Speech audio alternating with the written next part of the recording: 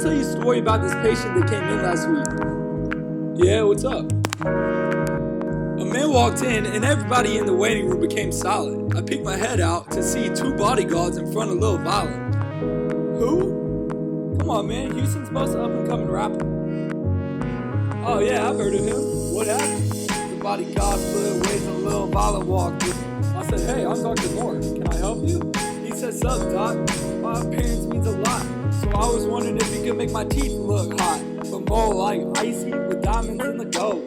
I hooked up with Johnny Dang the Jewel, and he said before I get him over that I need a mouth up and ears, and I heard you were the best. So, say, how about you put them drills to the test? Man, my mind started racing, got 10K in my bank. I told him I needed a minute with his x-ray so I could think. So I went into my office and set my butt down. Only one feeling, not a single clown. His occlusion posed on long-term problems, but his aesthetics weren't awesome. And I knew that a girl that smile would make his confidence blossom. What's the problem? Well, I be taking away healthy functioning teeth, which violates non-maleficence. Structurally more harm than good, my guilt would be immense.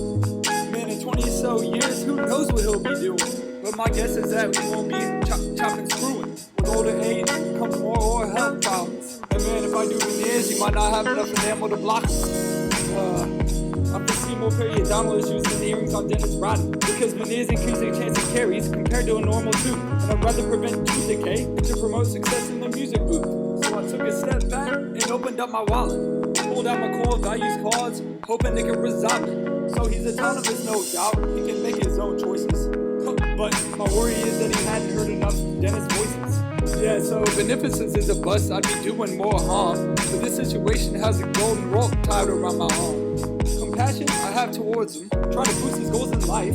But compassion towards the procedure, the only feeling I have is strife. The next core value, yeah, I'm confident enough to create veneers, but this conflicts with my integrity. This would not be an ethical practice. But to the negatives, I can see no remedy. So I stood up from my desk and walked back to the chair with veracity on my mind. I told him that performing this procedure would only ruin his long-term crime. So I explained the complications and the problems in my work, and I gave him alternatives to make his teeth look nice and pretty.